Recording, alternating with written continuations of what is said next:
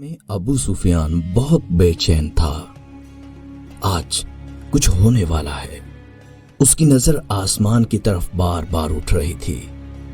उसकी बीवी हिंदा, जिसने हजरत अमीर हमजा का कलेजा चबाया था, उसकी परेशानी देखकर उसके पास गई। कहने लगी, क्या बात है, क्यों परेशान हो? अबू सुफियान चौंका, कुछ नहीं, तबीयत घबरा रही है, मैं जरा घूम के आता हूं। यह कहकर वो घर के बैरूनी दरवाजे से बाहर निकल गया।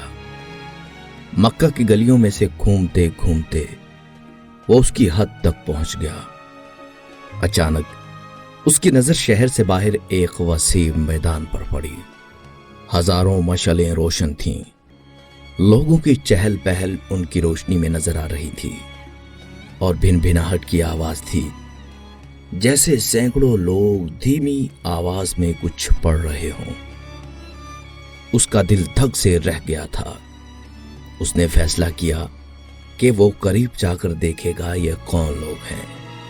इतना तो वो समझ ही चुका था कि मक्का के लोग तो गाफिलों की नींद सो रहे हैं और ये लश्कर यकीनन मक्का पर चढ़ाई के लिए ही आया है।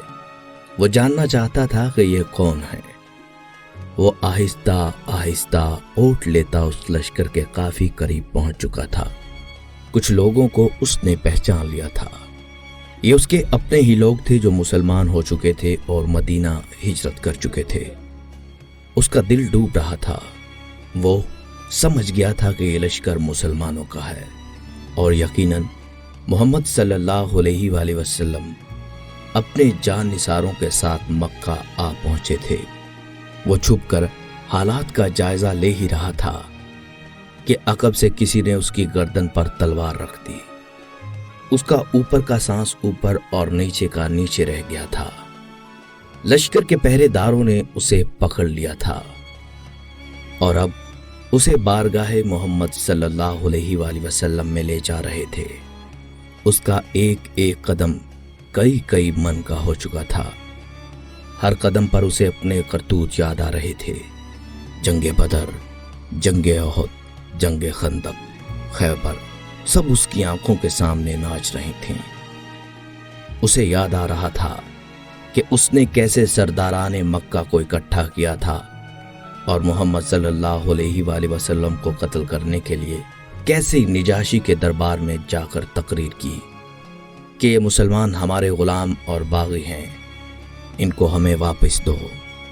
कैसे उसकी बीवी हिंदा ने हजरत अमीर हमजा को अपने गुलाम हबशी के जरिए शहीद करवाकर उनका सीना चाक करके उनका कलेजा निकाल कर चबाया और नाक और कान काट कर गले में हार बनाकर डाले थे और अब उसी मोहम्मद सल्लल्लाहु अलैहि वसल्लम के सामने पेश किया जा रहा था।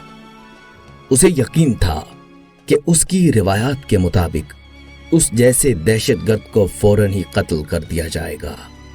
उधर बारगाहे रहमतुल्लिल आलमीन हजरत मोहम्मद सल्लल्लाहु अलैहि वसल्लम में सहाबाए कराम मौजूद थे और सुबह के इक़दामात के बारे में मशावरत चल रही थी कि किसी ने आकर अबू सुफियान की गिरफ्तारी की खबर दे दी। अल्लाहु अकबर! खैमा में नारे तकबीर बुलंद हुआ।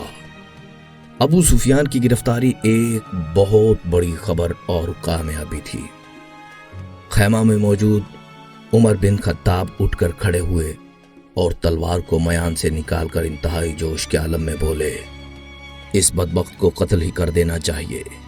सारे फसाद की जड़ ही यही है। चेहरा मुबारक रहमतुल्लिल आलमीन सल्लल्लाहु अलैहि वसल्लम पर तबस्सुम नमूदार हुआ और उनकी दिलों में उतरती हुई आवाज गूंजी, बैठ जाओ उमर, उसे आने दो। उमर इब्ने खत्ताब आंखों में गजब लिए हुक्म रसूल सल्लल्लाहु अलैहि वसल्लम की अतात में बैठ तो गए कि उनका बस चलता तो अबू सुफियान के टुकड़े टुकड़े कर डालते। इतने में पहरेदारों ने बारगाहे रसालत सल्लल्लाहु अलैहि वसल्लम में हाजिर होने की इजाजत चाहिए। इजाजत मिलने पर अबू सुफियान को रहमतुल्लिल आलमीन सल्लल्लाहु अलैहि वसल्लम के सामने इस हाल में पेश किया गया कि उसके हाथ उसी के अमामे से उसकी पुश्त पर बंधे हुए थे। चेहरे की रंगत पीली पड़ चुकी थी। اور اس کی آنکھوں میں موت کے سائے لہرا رہے تھے، اور اصحاب رسول صلی اللہ علیہ وآلہ وسلم نے ایک عجیب جملہ سنا: اس کے ہاتھ کھول دو اور اس کو پانی پلاؤ۔ فرمایا: بیٹھ جاؤ ابو سفیان۔ ابو سفیان ہارے ہوئے جواری کی طرح گرنے کے انداز میں خیمہ کے فرش پر بچھے قالین پر بیٹھ گیا۔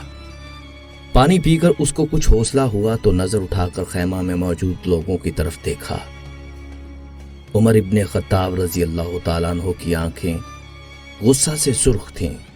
ابو بکر ابن قحافہ کی آنکھوں میں اس کے لیے افسوس کا تاثر تھا۔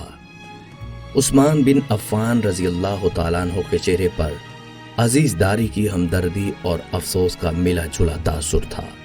حضرت علی رضی اللہ تعالیٰ عنہ کا چہرہ سپاٹ تھا۔ اسی طرح باقی تمام اصحاب کے چہروں کو دیکھتا دیکھتا آخر کار اس کی نظر محمد صلی اللہ علیہ وآلہ وسلم کے چہرہ مبارک پر آ کر ٹھہر گئی، جہاں جلالت و رحمت کے خوبصورت امتزاج کے ساتھ کائنات کی خوبصورت ترین مسکراہٹ تھی۔ کہو ابو سفیان، کیسے آنا ہوا؟ ابو سفیان کے گلے میں جیسے آواز ہی نہیں رہی تھی۔ بہت ہمت کر کے بولا: میں اسلام قبول کرنا چاہتا ہوں۔ عمر ابن خطاب ایک بار پھر اٹھ کھڑے ہوئے۔ یا رسول اللہ صلی اللہ علیہ وآلہ وسلم، یہ شخص مکاری کر رہا ہے، جان بچانے کے لیے اسلام قبول کرنا چاہتا ہے۔ مجھے اجازت دیجیے میں آج اس دشمن ازلی کا خاتمہ ہی کر دوں۔ آپ صلی اللہ علیہ وآلہ وسلم نے فرمایا: بیٹھ جاؤ عمر۔ بولو ابو سفیان، کیا تم واقعی اسلام قبول کرنا چاہتے ہو؟ جی یا رسول اللہ صلی اللہ علیہ وآلہ وسلم، میں اسلام قبول کرنا چاہتا ہوں۔ میں سمجھ گیا ہوں کہ آپ صلی اللہ علیہ وآلہ وسلم اور آپ کا دین بھی سچا ہے اور آپ کا خدا بھی سچا ہے، اس کا وعدہ پورا ہوا۔ میں جان گیا ہوں کہ صبح مکہ کو فتح ہونے سے کوئی نہیں بچا سکے گا۔ چہرہ رسالت مآب صلی اللہ علیہ وآلہ وسلم پر مسکراہٹ پھیلی۔ ٹھیک ہے ابو سفیان، تو میں تمہیں اسلام کی دعوت دیتا ہوں اور تمہاری درخواست قبول کرتا ہوں۔ جاؤ، تم آزاد ہو۔ صبح ہم مکہ میں داخل ہوں گے انشاءاللہ۔ میں تمہارے گھر کو، جہاں آج تک اسلام اور ہمارے خلاف سازشیں ہوتی رہیں، جائے امن قرار دیتا ہوں۔ جو تمہارے گھر میں پناہ لے گا وہ محفوظ ہے۔ ابو سفیان کی آنکھیں حیرت سے پھٹی جا رہی تھیں۔ اور مکہ والوں سے کہنا: جو بیت اللہ میں داخل ہو گیا اس کو امان ہے، جو اپنی کسی عبادت گاہ میں چلا گیا اس کو امان ہے، یہاں تک کہ جو اپنے گھروں میں بیٹھا رہا اس کو امان ہے۔ جاؤ ابو سفیان، جاؤ، جا کر صبح ہماری آمد کا انتظار کرو اور کہنا مکہ والوں سے کہ ہماری کوئی تلوار میان سے باہر نہیں ہوگی، ہمارا کوئی تیر ترکش سے باہر نہیں ہوگا، ہمارا کوئی نیزہ کسی کی طرف سیدھا نہیں ہوگا، جب تک کہ کوئی ہمارے ساتھ لڑنا نہ چاہے۔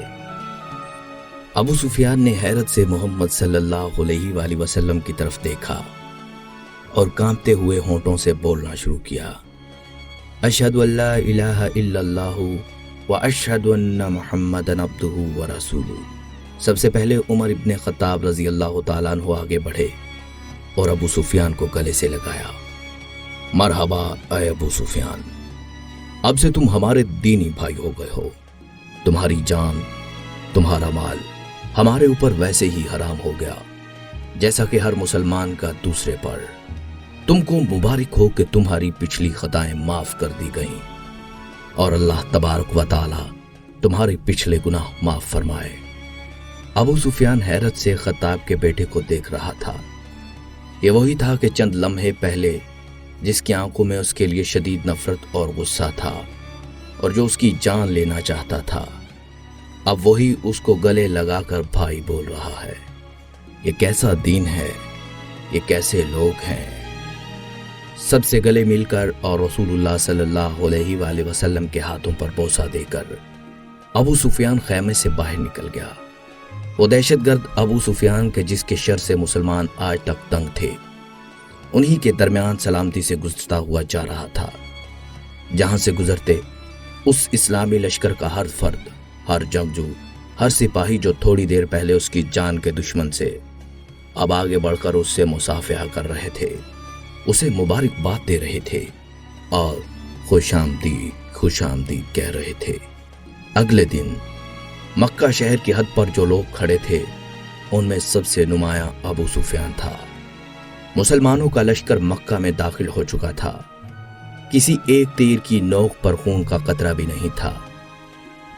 लश्कर इस्लाम को हिदायत मिल चुकी थी, किसी के घर में दाखिल मत होना, किसी की इबादतगाह को नुकसान मत पहुंचाना, किसी का पीछा मत करना, औरतों बच्चों पर हाथ ना उठाना, किसी का माल ना लूटना।